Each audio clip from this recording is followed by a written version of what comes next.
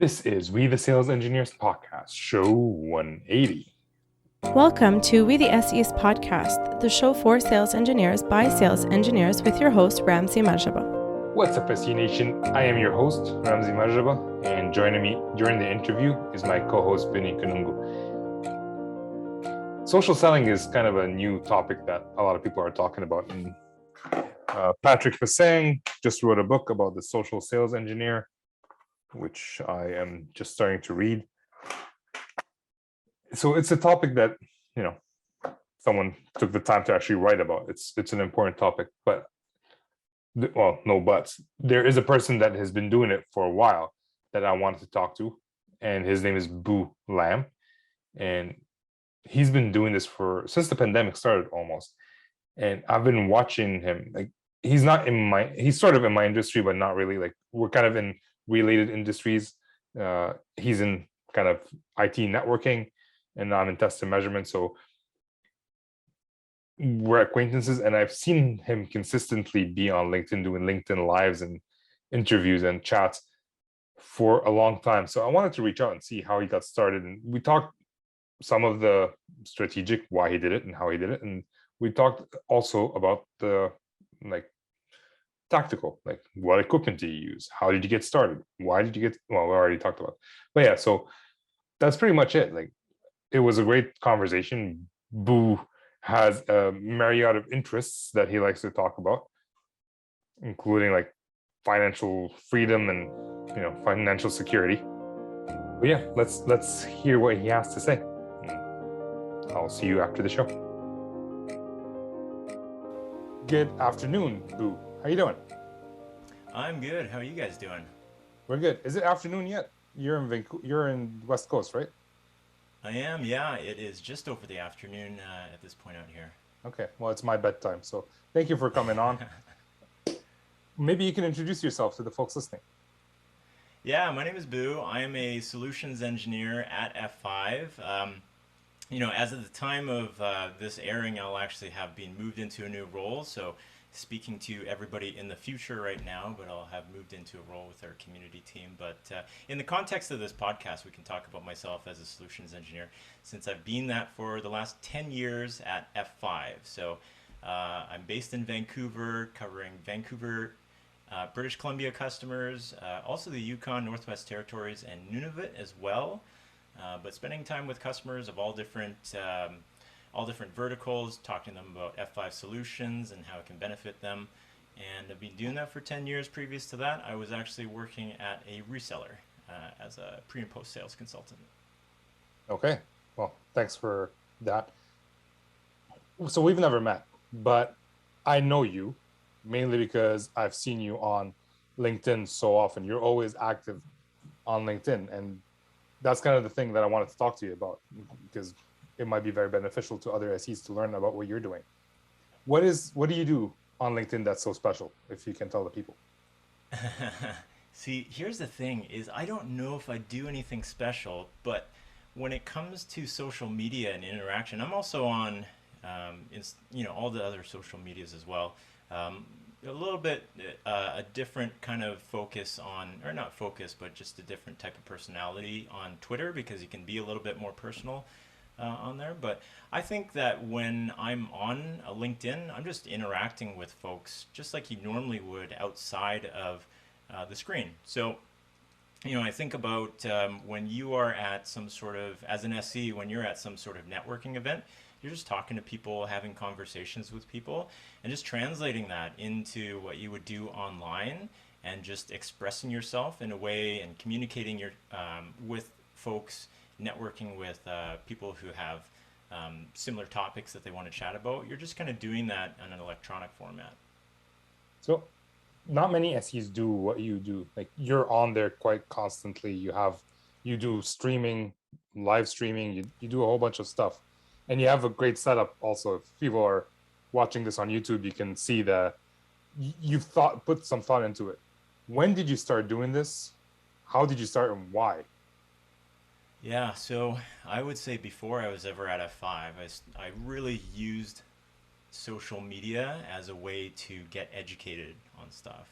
And so in my times at the reseller, I was actually the only one that was covering the product lines that I was responsible for there, all the networking and security products. And so I didn't have peers in my own job to talk to about stuff. And so I needed to find other people that I can communicate with. And there's the vendor SEs, so I could chat with the vendor SEs. Obviously, the vendor SEs have their view of the world, and I just wanted to get more views of the world. And so I jumped on things like Twitter, and I got really into podcasts at that time. And I'm still into podcasts, although I'm not traveling around too much right now, so I'm not in the car listening to stuff. But those were like main ways that I could get educated on stuff. I could find other people with interests in the networking and security world, and just make friends on there too, interact with folks on there. So I got into a lot of the folks on Twitter and just having conversations on there, listening to people on there. And then there was always podcasts. Can't remember the one right now. Packet pushers. I was always listening to packet pushers as well. So it was just a way to hear conversations and interact with folks on there.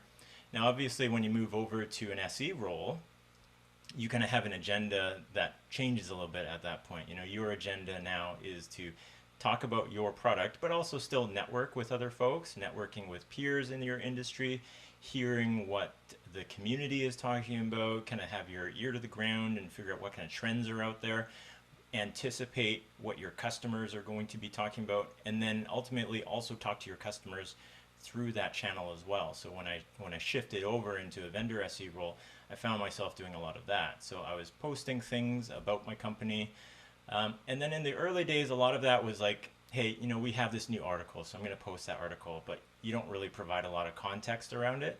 And at that point, I find that you're just kind of a parrot at that point, and nobody wants to follow somebody who's just going to pump out, if somebody wanted to just follow that, they would just follow your company's profile or Twitter account or something like that. What people want to know is they want to know what you think about that. And so you need to be able to put your voice into it. And that's kind of how I evolved over time, was going from just parroting the things that I found were interesting, but not really putting time and context into why I thought somebody might want to read and take in what I was talking about, but actually give some context around, hey, this is cool because of whatever. I found it really cool. I think you guys will find it cool as well. Also being more selective about how I share those things. So not having to blast out every single thing that comes across, but actually taking some time to curate specific to my customers what they might find interesting. Now that was just kind of posting on LinkedIn, and that evolved into, hey, there's other formats out there. I have contacts on Twitter. And then when COVID came around, when the pandemic came around, we always had a user group locally here in Vancouver for F5. And this is where things really changed. I was very passionate about it from day one when I came on board at F5, and I found out we had this user group that was already started in Vancouver, and I was just going to grow it from there. I was like, awesome, I get to chat with everybody and get to hear their stories. They can share their stories through the user group, and I can lead this group into just bettering their IT lives and hopefully using our products along the way. And I nurtured that for 9 years, or 8.5 years, and then all of a sudden the pandemic comes around and you kind of lose that interaction. And so I was like, well, how am I going to interact with my customers now? Well, I'm already doing social media stuff. How do I get that feeling of that direct interaction with me? Okay, let's do more video stuff. Let's put up a YouTube page, share the content that I would have shared anyways in my user group events, but share that content out with users through video. And that's kind of how this whole thing got built. Is I started doing more video, and I was like, oh, I don't really like how I look on there. I don't really like the lights, or I don't like the color. It just started to evolve from there. So that's in a few minutes, that's kind of the story of how I got to this. Nice. By the way, is your wall blue or purple? My wall is actually silver, and silver absorbs color really well. And so there's a blue light and there's a purple light here, and it just pulls in all the color. Nice. I just want to say a quick note about like just sharing an article as is. Like, we work with a bunch of people, and for some reason on one day, I see the same article being shared by the same, like the account manager, the SE, the field engineer, all of them, and no one actually posts what they thought about the article. It's just that it, and Probably didn't like, read it. Well, they use a program, I don't know, whatever, Gaggle or whatever, and it's Just few of them. the same thing, the same material used to share the blog post or whatever it is. You can tell that it's copy and pasted between several different people, which I always found it ungenuine.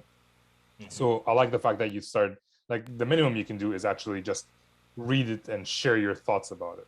But you went a level up. And now, did you have to ask permission to start doing streaming and videos and all that? Because some companies, they have their marketing team that don't want anybody else to do that.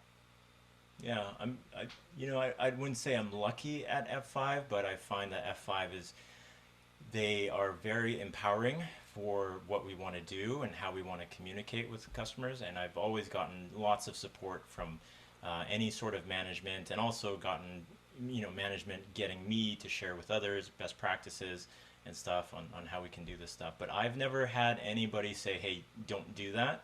I have had folks that I've chatted with before who have been told by their companies not to do that. So, a best practice is probably to check to see if there's any rules against it, but there's no rules against it here. And everybody was kind of happy to see that we're engaging as much as possible. And I think I've kind of proven the theory at this point. So now it's kind of spread across, and some more people are doing it. Not everybody's into it, which is totally fine, but it's something that I think the theory is proven out now. Sure. Just a quick question about I guess when you first started to post things, and especially when you started to kind of input your opinion on whatever it was that you're kind of spreading or sharing rather, was there ever any sort of hesitancy at the very beginning anyways, with respect to, you putting your opinion out there and, maybe it being taken the wrong way from some sort of professional crowd that you're sending out to? Yeah, I think I probably was a little bit worried about being judged at first, but I think at the same time, what I say online is nothing that I wouldn't say in person anyways. And so if I was comfortable to say it in person, then I may as well just say it online. You kind of just have to get over yourself. Just like I had to get over looking at myself on camera and hearing my voice all the time when I'm editing videos. Like, I don't like the way I look. I don't like the way I sound or anything like that. But you just kind of have to get over that stuff and just say, this is me. This is my opinion. This is the way I look. This is the way I sound. Here you go. Take it or leave it. Yeah, and like you said too, it's kind of one of those things that kind of, as you put it out there and you kind of see that reception, once it's positive right at the get-go, it's pretty hard not to continue on with that. So, Yeah. I think as humans, the people that I interact with probably have, or many of them might have the same apprehensions as well. So, let's all just get in this boat together and see, have these conversations. yeah. Actually, maybe just one follow-up question to that, just because you did mention too that you're on different platforms, and kind of the way that you communicate with the audience on these different platforms will be a little bit different. Specifically, let's say when you're on something like Twitter, do you find that the reception of the content that you're putting out there, is it a little bit different because the audience isn't as formal or isn't as professional, or do you find that everybody's pretty above board no matter where you're spreading things around and no matter where you're sharing things? Yeah, I think you might get a little bit more, I wouldn't say less professional responses to stuff, but you just might get a little bit more of an honest opinion. I think people will assume that on LinkedIn you're going to see like management or higher levels of employees engaged on there, whereas on Twitter it's a bit of a free for all, and maybe it's a bit known already that anything goes on Twitter. And so yeah, there's different engagement that I see on there for sure, and I engage in different ways for sure on there. Like I take part in way more personal conversations on there, but that's more of just like, maybe you can relate this to LinkedIn being in a meeting room and Twitter being at the bar and having a chat with somebody. Sorry. One of the comments that I still remember on a video that I posted on YouTube, the first one, like I don't have that many comments. It's getting better, but the one that I remember, you make me uncomfortable. That's the one that I remember from the comments on YouTube. With no context? That's it. Well, I guess I made him uncomfortable, like, or her. I don't know. I don't know what I was talking about, but hey, well, that's the point. Like, you put yourself out there, and some people are gonna like you, some people aren't. And I made him uncomfortable, made her uncomfortable. They can move on. I can try to get better, but I don't know. It seems like pretty extreme that I made them uncomfortable just by talking. So yeah, but you put I yourself wish, out there.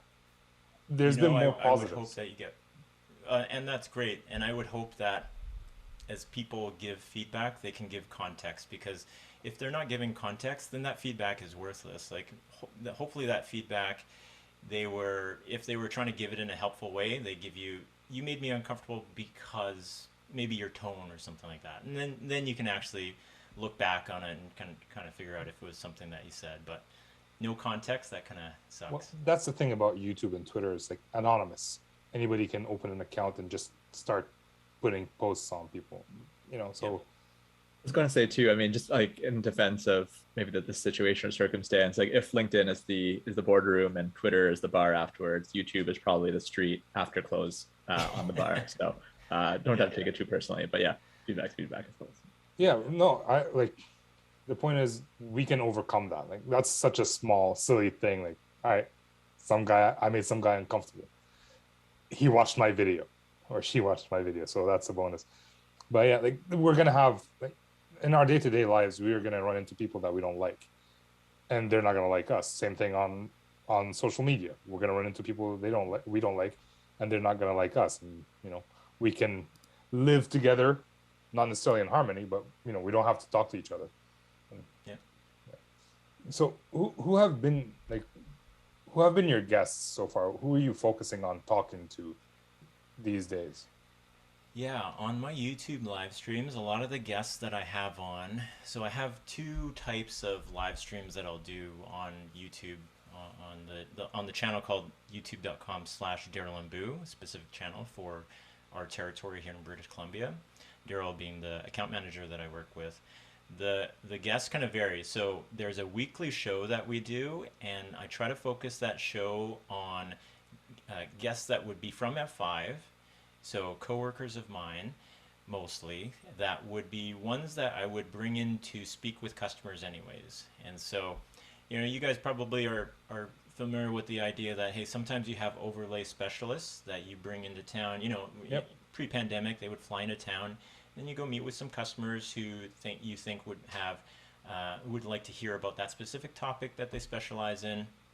And then sometimes those are meetings in the boardroom, but sometimes those meetings are, hey, I only got 15 minutes, 30 minutes for coffee or a drink after work or a meal or something like that. Let's catch up that way. And that way, I love those conversations because they're impersonal and you get to chat with people and get to know them a bit more. And you get to know the specialists that I brought into town a bit more as well. So what I try to do with that weekly show is I actually take the specialist and we put them on and we just chat about whatever stuff that we would chat with over a casual conversation.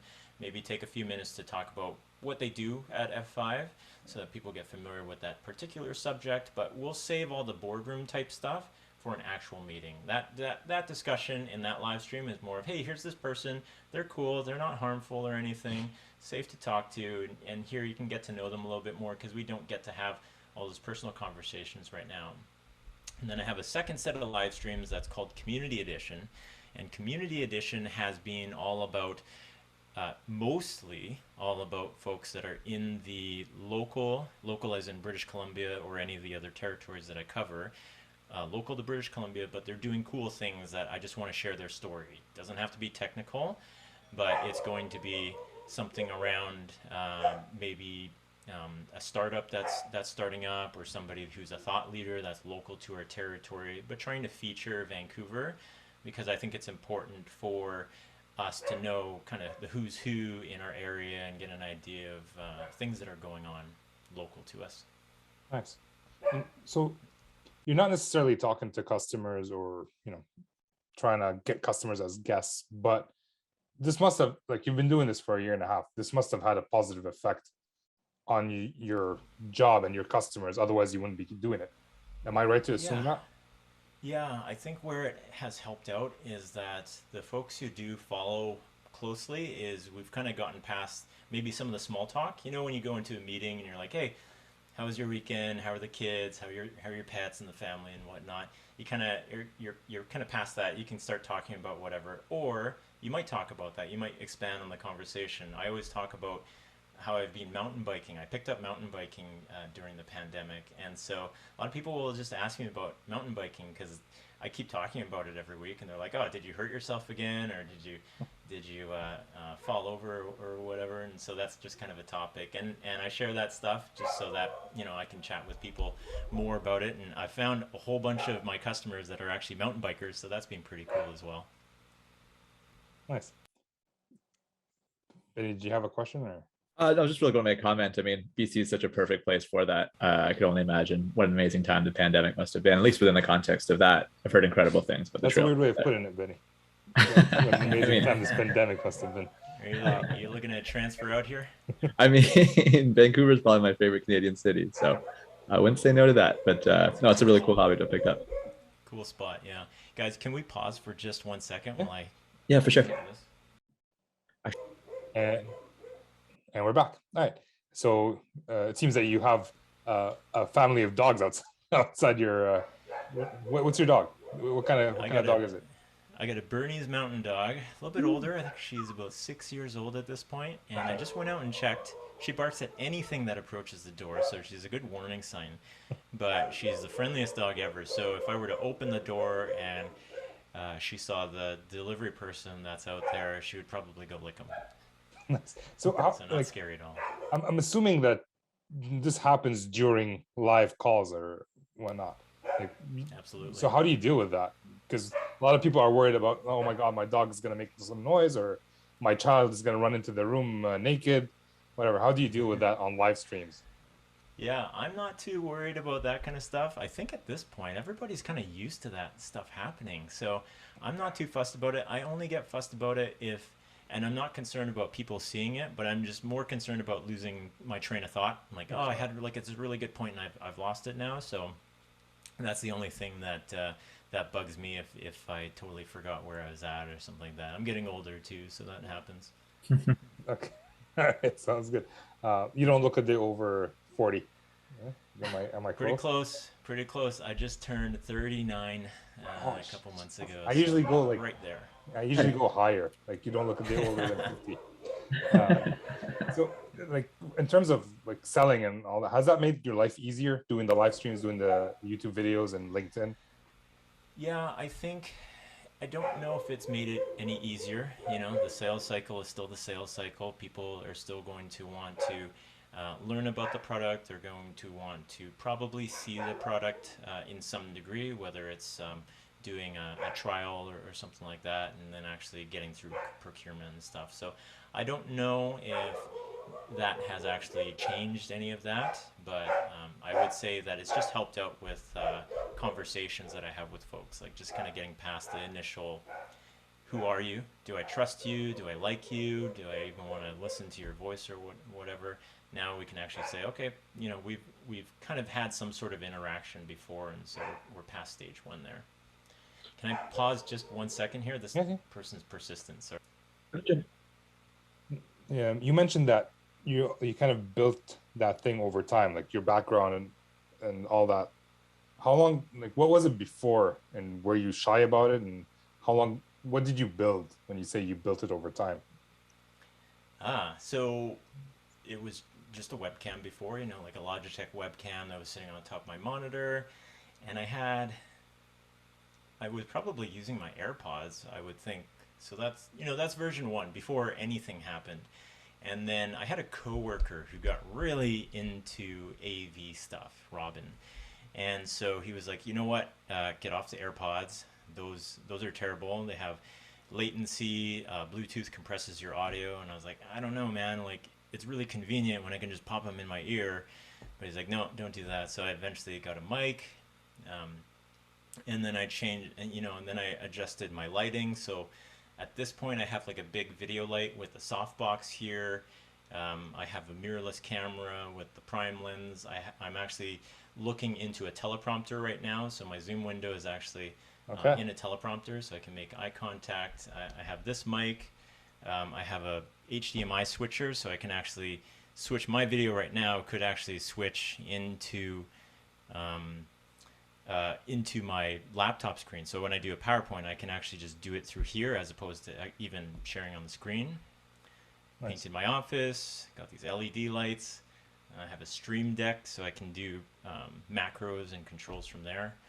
I have a Raspberry Pi that can play videos or sound as well if I want to add that into So, the mix. so you're decked out pretty much.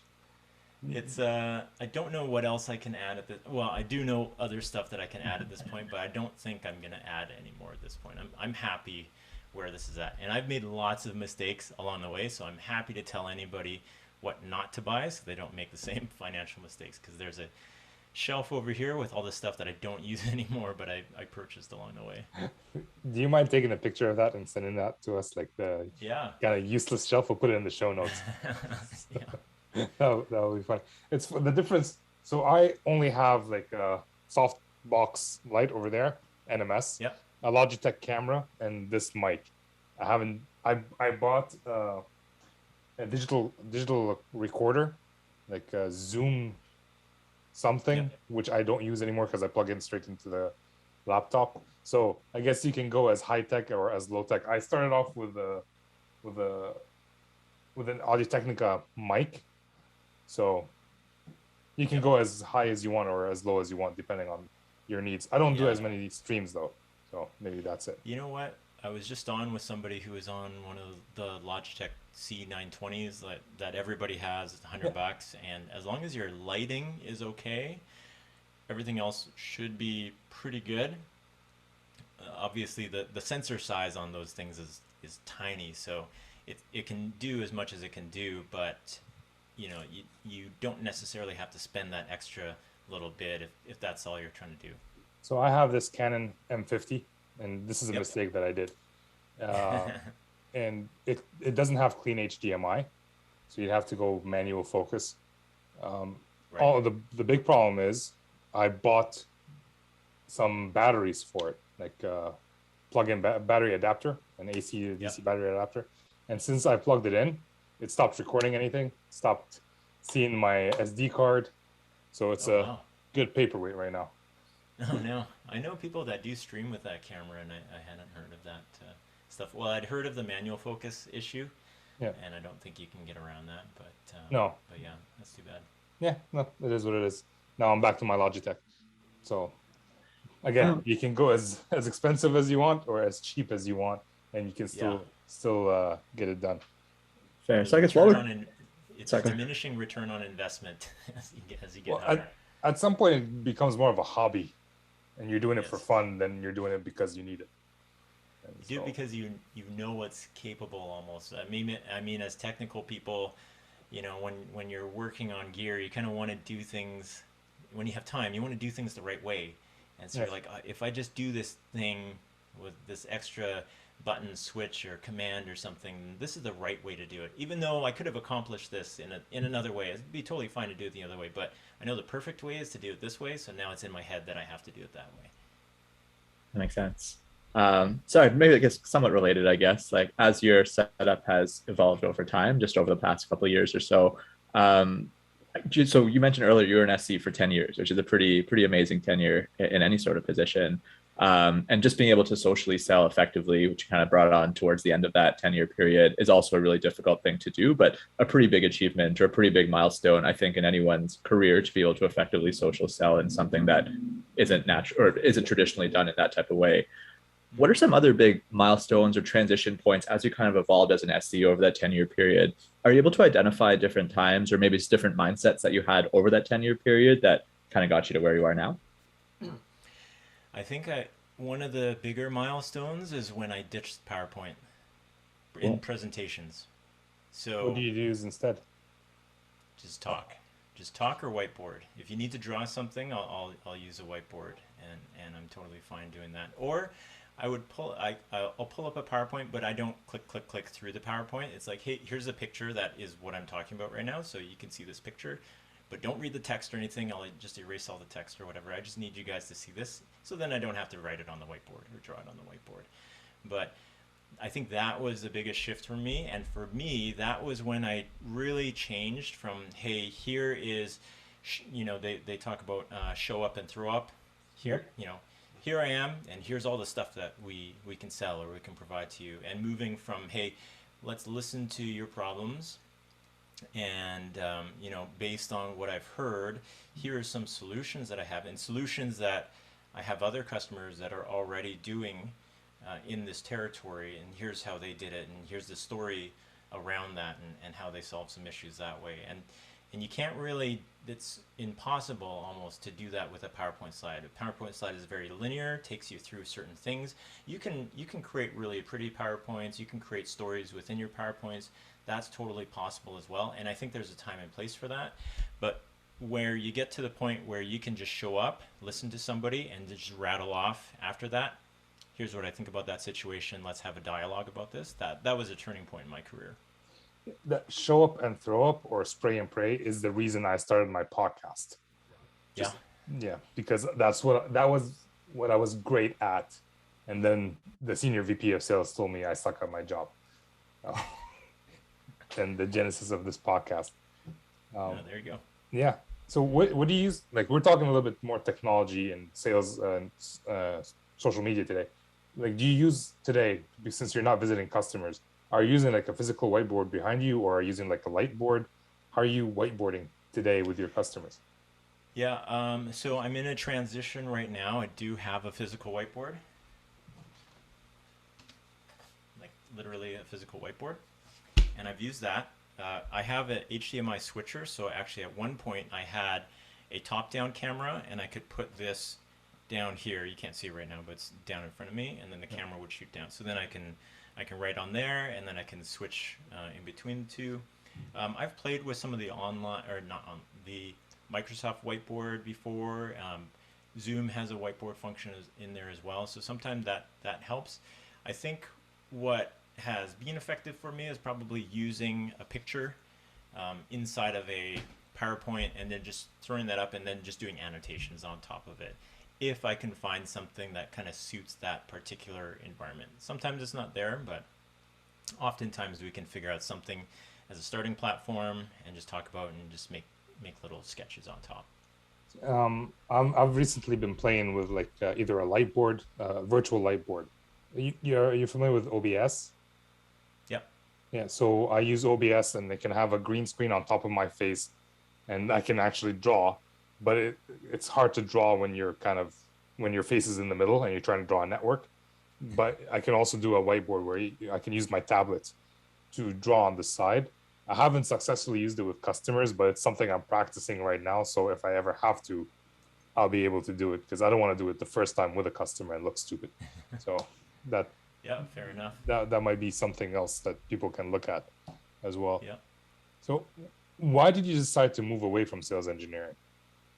Yeah, good question. So through the pandemic, I started doing these live streams. There's another group at F5, a group called Dev Central, which takes care of our community. So existing customers who have questions about the product, and they're highly engaged with customers. You can think of, I would actually talk about them every single one of my meetings when I'm telling customers about how great F5 is.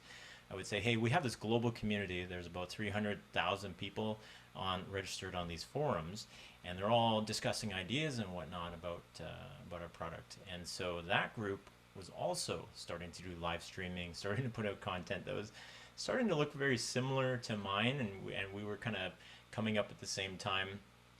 And just kind of the way it worked out, I was just heading in this direction where I was just exploring all this video stuff and engagement through online means more and more, and they were doing the same. And then there was a role over there that they wanted to fill, and one thing led to another, and all of a sudden I'm over with that group now.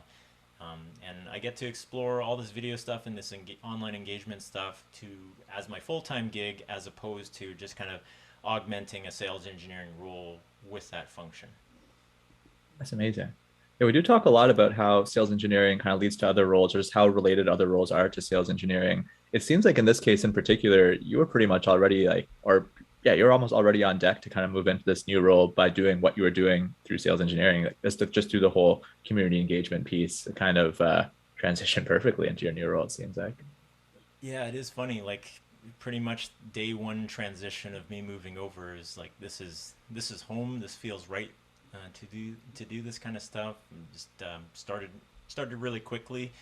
To be honest, the recruiter that was hiring for this role, so I hadn't even seen this role, and the role was out for a little bit. That recruiter was connected to me on LinkedIn and was actually sending out my LinkedIn profile to prospective people to say, hey, we need somebody that does this stuff. Right. And then she talked to me and she's like, oh, you're the person that I send out their LinkedIn profile all the time as the person that we're trying to hire for. And I'm like, oh, here I am. Let's see if we can make this work. Did you have any doubts before accepting that role? Like it is a change going from customer facing to someone behind the camera. Yeah. How did you make that decision? My hesitancies were were going to be around my customers. And so I've been at F5 for 10 years, and I've actually been in this territory for 10 years. So I have the same customer and the same territory for a decade. And so you form strong relationships with those customers and all the partners in our territory. And so my only hesitancy, well, my main hesitancy was going to be, are these people going to be okay? Because I feel very passionate about making sure all of my customers are taken care of. They have everything that they need. They're getting the best service as possible. And so my only worry was like, if I go, are we going to be able to get somebody who's going to be able to do the same thing? And I think we will. It's a strong culture within F5 to be very customer first, customer centric. And so I'm sure we will find somebody, but that was my main hesitancy. Otherwise, everything just kind of felt like it was the right thing to do. It was it was the trajectory that I seemed to have been finding myself heading towards, even though it wasn't necessarily intentional. I had other intentions with what I was doing as opposed to moving into marketing. But I think it made sense at the time. So that was my only hesitancy. I was a network design engineer, and I used to work a lot of overtime. And as an engineer in that company, we didn't get paid overtime, which is why I love the sales engineering route, where you work overtime, you sell more, you get paid commission. Did you ever think about like the fact that now you have just probably a base salary and possibly a bonus? Was that any factor in your decision making? Money is an interesting conversation for me. I'm a big advocate outside of F5 stuff and technology stuff. I'm an advocate for people's personal finance as well. And so yeah, my parents are actually entrepreneurs, so they're immigrants to Canada. I was not born in Canada, even though people don't really have it. You wouldn't hear an accent from me, but they came here without educations, obviously. That were westernized, and so they just had to be entrepreneurs if they wanted to carve their own path. And so being in sales was like as entrepreneurial as I've gotten so far, and it was like, yeah, the work that you put in, you're going to be rewarded monetarily later on as you actually build this business over a while. So moving on to a role where it's a little bit different, you're not going to see the commission checks that I would have seen before. That was part of the decision is, hey, am I ready to move on to that point? And I would say for any SE out there, hopefully you take time to make sure you plan your finances and manage things appropriately so that you can 10 years down the road, or even maybe less years than that, you can make decisions based on what you want to do with your life as opposed to having to always chase that dollar. If that's what you want to do and you just love sales engineering and you love chasing that dollar and you want to buy a big yacht or something like that eventually one day, that's cool, and as long as that's what you want to do. But if don't be forced to do anything like that. Hopefully everybody's, and not even for sales engineers, but just hopefully everybody in general is kind of planning their finances appropriately so that they can make decisions later on down the road that just fulfill what they want to do. Well, the big thing also is like you might be enjoying sales engineering today and your manager might change, and then you'll hate it tomorrow because your manager now sucks. And you don't want to be in the position where you have those golden handcuffs. You're making a lot of money, but you can't do any moves and you're hating your life. So I like that, and like put some thought into your finances. And maybe we'll ask you to come back if you want to. We'll talk about finance for SEs, because we do get paid quite a big sum, and a lot of us spend quite a big sum as well. So maybe we should talk about that and how we can fix that. Yes, I've seen SEs, day two go lease a big car or go lease a fancy car right away, and then they've got handcuffs to that car in that paycheck. I didn't lease a big car, but I did buy a van. Does that count? So for the three You kids, know One what? of the Vans biggest. aren't cheap either. I no, don't know. If you know, you get those things fully loaded, they're pretty expensive. yeah. Well, we went to look. Well, that's the thing. We went to look at Pacifica because I wanted all-wheel drive, and it was like 80K. I was paying, and I'm like, you know what? Front-wheel drive will be fine. Yeah, Used will be fine. I'll yeah. Just figure get it some good out. tires. Yeah, I don't need like we'll give you tablets like the Samsung Tab A. You can watch on those. You don't have to have entertainment system in the car because we Yeah. also have three kids. At some point, they're gonna start fighting about who gets to watch what. Anyways, Yep. it is time to move on to the not so fire round. These are the same four questions we ask pretty much every guest, and we'd like to ask you, Benny, start us off. Sure. So probably a lot of different ways we could ask this, but just having, or you having rather been an SC for 10 years, what did you love about sales engineering? What did you love most about sales engineering? I love the customer interaction. I am a huge fan of just talking to lots of people, and so I got to do that. I got to talk to everybody in our industry, in the territory that I covered. I covered all verticals, and so everybody was there for me to chat with, and I just love interacting with folks, and maybe that's why I like the social media stuff. Thanks. That's a perfect transition. Like you talked a little bit earlier, but just like finding something fulfilling as well. Yeah, it's really cool how something that you kind of did just with your own initiative and just something you wanted to do out of your own interest ended up being something that you're not getting paid to do. Super sweet. Yeah.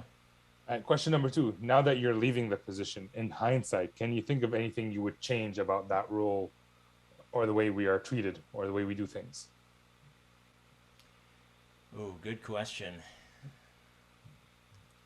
I don't know. It's a lot of give and take, you know. It's a role where you have a lot of responsibility. If you're not in, say, a shared account manager model and a pool model, and you have the full responsibility of your territory, then a lot of weight falls on your shoulders. And I would say, you know, that's the good and bad of the job is that you have full ownership, but with full ownership, you have full responsibility, and things like vacations mean, hey, you might be keeping an eye on things just to make sure nothing falls apart while you're away because you own that entire territory and that whole situation. Even if you have people that are going to back you up, you just know that you're probably going to give the best care as possible. So I would say that's probably one thing. It's a bit of give and take, but I don't know if there's a solution to it, but you own everything. That's kind of a big conversation that I have with a lot of SEs. People think that, oh, the salesperson owns everything. Even if we're tied one-to-one, the salesperson owns everything. I do what they ask us to do. But you'll find I found more joy in my work when I started owning my customers instead of having the account manager telling me what to do, because I hate being told what to do too. So if I can figure out what I need to do and do it, the sales guy doesn't have to tell me, and I have a better relationship with them. That's my personal experience. Yeah, I'm very fortunate that the account manager that I've worked with, which has been for the entire 10 years as well, the same Okay. account manager, we were very good at just kind of figuring out, hey, you know, you're going to do this stuff and take care of this stuff, and I'm going to take care of this stuff. And we just trust each other that we got both bases covered. If we need to, you know, connect and say, hey, this is happening over here, then we're very good about sharing that kind of stuff. Yeah, that's what comes with long relationships, I guess. You start understanding each other, or you hate each other. Yeah. Oh, I'm glad Happens too. I'm glad you did the first one, Benny. Yeah, so you also wow, I can't speak. You kind of alluded to this a little bit when you kind of first started on your sales engineering journey and how you kind of gain knowledge and gain understanding for the role and all that. You also mentioned packet pushers as well, which is the podcast. What are some other books, tools, or resources, what other books or tools or resources would you recommend for people that want to get into sales engineering, that want to evolve themselves, or even that want to get better at social selling? Yeah, good question. I don't have anything. I've never read a book specific to anything that I do for work. All of the information that I've taken in has been, you know, technology specific, but I do talk to other SEs like within my territory. I know most.